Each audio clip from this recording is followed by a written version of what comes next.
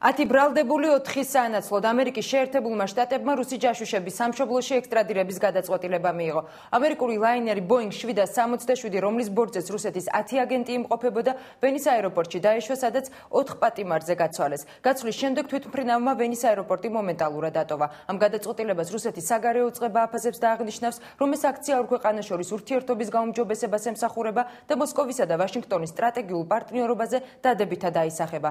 აღნიშნულ ოპერაციას უკვე ცივი ომის შემდეგ ყველაზე დიდი ჯაშუშების გაცვლა უწოდეს. ამერიკული ლაინერი Boeing 767, რომლის ბორტზეც რუსეთის 10 აგენტი იმყოფებოდა, ვენის აეროპორტში დაეშვა, სადაც სავარაუდოდ რუსულმა და ამერიკულმა მხარემ აგენტები გაცვალეს. ჯაშუშობაში ბრალდებული 10 რუსი ეროვნების პატიმარი ამერიკელებმა რუსებს ამერიკის 4 მოქალაქეში გაუცვალეს. ამ ოპერაციას რუსეთის წარმომადგენლებმა ცივი ომის შემდეგ ყველაზე დიდი ჯაშუშური გაცვლა უწოდეს. ამერიკის შეერთებული შტატების სახელმწიფო დეპარტამენტის წარმომადგენლებმა კი აღნიშნეს, რომ რუსეთის მიერ შეწყალებული პირები რიგითი მოქალაქეები იყვნენ და არა ამერიკულ სპეცსამსახურებზე მომუშავე ჯაშუშები. ჯაშუშობაში ბრალდებული ამერიკელი პირების შეწყალებას დიმიტრი მედვედევმა მოაწერა ხელი. შეწყალებულებს შორის მთავარი ფიგურა იგორ სიუტაგინია, რომელიც მოსკოვში დაფუძნებული შეერთებული შტატებისა და კანადის ინსტიტუტში სამხედრო ანალიტიკოსად მუშაობდა. ის 1999 წელს დააპატიმრეს და 2004 წელს ატომური წყალქვეშა მოწყობილობებისა და სხვა იარაღის შესახებ არსებული ინფორმაციის ბრიტანული კომპანიისთვის გადაცემაში დასდეს ბრალი. რუსეთის სასარგებლოდ ჯაშუშობაში ბრალდებულ 10 ადამიანს ანა ჩემპენის, მიხაილ სემენკოს, მაიკლ ზოტოლის, ვიკი პელაისის, ხუან ლასაროს, რიჩარდ და სინტია მერფების, დონალდ ჰიტბილდისა და ტრესი ფაულის მოსკოვში დეპორტირების შესახებ გადაწყვეტილება ნიუ-იორკის ფედერალურმა სასამართლომ მიიღო. სასამართლო პროცესზე ჯაშუშებმა დანაშაული აღიარეს და დეპორტაციაზე დათანხმდნენ. ყველა მათგანს ამერიკის შეერთებული შტატების ტერიტორიაზე დასაბრუნებლად ნებისმიერი ქმედება აეკრძალათ. მე-11 ეჭვმიტანილი ქრისტოპერ მეცოცი, რომელიც კვიპროსის პოლიციამ გირაოსანაცვლოდ გაათავისუფლა, ძებნაში იმყოფება. რუსეთის სასარგებლოდ ჯაშუშობაში ეჭვმიტანილი 10 ადამიანი ამერიკის შეერთებულ შტატებში გასულ კვირას დააკავეს. მას შემდეგ ეს თემა მსოფლიო მედიის წამყვან თემად იქცა. უცხოური პრესა წერდა, რომ შეერთებული შტატებისა და რუსეთის ურთიერთობა ჯაშუშების სკანდალმა ლამის ცივი ომის პერიოდში დააბრუნა. ნაციონალური მოძრაობის საბურთალოს მაჟორიტარმა დეპუტატობაზე უარი განაცხადა. უარის ოფიციალურ მიზეზად მის პირად ცხოვრება და ოჯახური პრობლემები სახელდება, თუმცა ამ ვერსიის ოპოზიციის წარმომადგენლებს არ სჯერა და იმ შესაძლო მიზეზებზე საუბრობენ, რის გამოც დავით გელაშვილმა საკრებულო დატოვა. თინა ხიდაშელისა და კახა კუკავას ინფორმაციით გელაშვილმა საქართველო უკვე დატოვა. მის საქმეს კი სამართალდამცავები იძიებენ. რამდენად სარწმუნოა ოპოზიციის მიერ გაკეთებული განცხადებები და რას პასუხობენ მათ მართველი გუნდის წევრები. ნანუკა იორდანიშვილი არკვევდა. საკრებულოს დღეიდან ერთით ნაკლები წევრი ეყოლება. დღევანდელ სხდომაზე ნაციონალური მოძრაობის საბურთალოს მაჟორიტარს დავით გელაშვილს უფლებამოსილება შეუწყდა. როგორც მმართველი გუნდის წარმომადგენლები ამბობენ, ამის მიზეზი გელაშვილის განცხადება გახდა.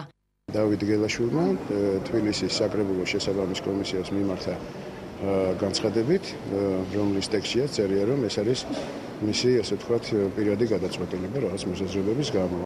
გელაშვილის საკრებულოდან წასვლის სხვა მიზეზებზე საუბრობენ ოპოზიციის წარმომადგენლები. თინა ხიდაშელის ინფორმაციით ნაციონალური მოძრაობის წევრს სამსახურთან დაკავშირებული პრობლემები ჯერ კიდევ მაშინ შეექმნა, როდესაც ის საბურთალოს რაიონის გამგებელი იყო.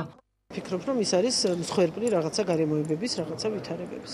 შეუძლებელი და თუ დამნაშავეა, მაგალითად სახელმწიფო ქონების დატაცებაში, გაფლანგვაში, საბიუჯეტო ხარჯების მითვისებაში, მაშინ ეს საკრებულომ უნდა იცოდეს. იმიტომ რომ სწორედ თბილისის ბიუჯეტზე აქვს საუბარი. სანამ არ იქნება განმარტებული, რატომ გადაიფიქრა გელაშვილმა, თუ უფრო პირიქით, რატომ გადააფიქრებინეს, ან რატომ აიძულეს, რომ გადაეფიქრებინა მას დეპუტატობა, მანამდე ჩვენ დავაყენებთ ამ საკითხს ყოველთვის და არასოდეს არ დაუჭერთ მხარს მისი უფლებამოსილების შეწყვეტას. მასი არ არის კაცმა მოიკლას თავი არჩევნებზე და უცბად ერთი კვირის შემდეგ გადაიფიქროს დეპუტატობა.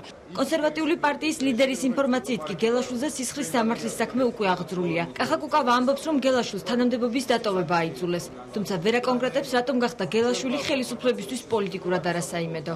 ადამიანი აირჩიეს, უთკიცებდნენ მთელ საბურთალოს, რომ ეს არის საბურთალოს ხსნელი და ამას თუ აირჩევენ, წყალი 24 საათი ექნება, გზები დაიგება, ყველაფერი და ეხლა ელემენტარულად უფლებას არ აძლევენ იმავე საბურთალოებს, იცოდნენ, რომ ამ ადამიანს ფეხი მოტყდა, სადმე საზღვარგარეთ მიდის ესეთ სასწავლებლად, თუ რა დაემართა. ჩვენ გვაქვს ინფორმაცია იმის შესახებ, რომ ვაკე საბურთალოს გამგეობიდან დაითხოვეს ყველა, ვინც მის მიერ თავის დროზე რეკომენდირებული კადრები, ვინც მის მიერ იყო დანიშნული. არსებობს ვერსიაც, რომ დავით გელაშვილმა საკრებულო და საქართველოც გიგი უგულავას მოადგილესთან, გიორგი მელაძესთან დაპირისპირების შემდეგ დატოვა. ჩვენ ამ ინფორმაციის გადამოწმება პირადად გიორგი მელაძესთან ვცადეთ. დატო გელაშვილს შეუწყდა უფლებამოსილება. ეს უკაცრავად არა ვარ საქართველოს და დააწუდა მოგვიანებით თუ გადმოერგოთ შეიძლება. ამის შემდეგ გიორგი მელაძემ ჩვენ ზარს აღარ უპასუხა. ოპოზიციის ვერსიებს და გიორგი მელაძესთან დაპირისპირების ფაქტს კატეგორიულად გამორიცხავს საკრებულოს წევრი კოკი იონათამიშვილი. ის ამბობს, რომ გელაშვილმა საკრებულო ოჯახური პირობების გამო დატოვა.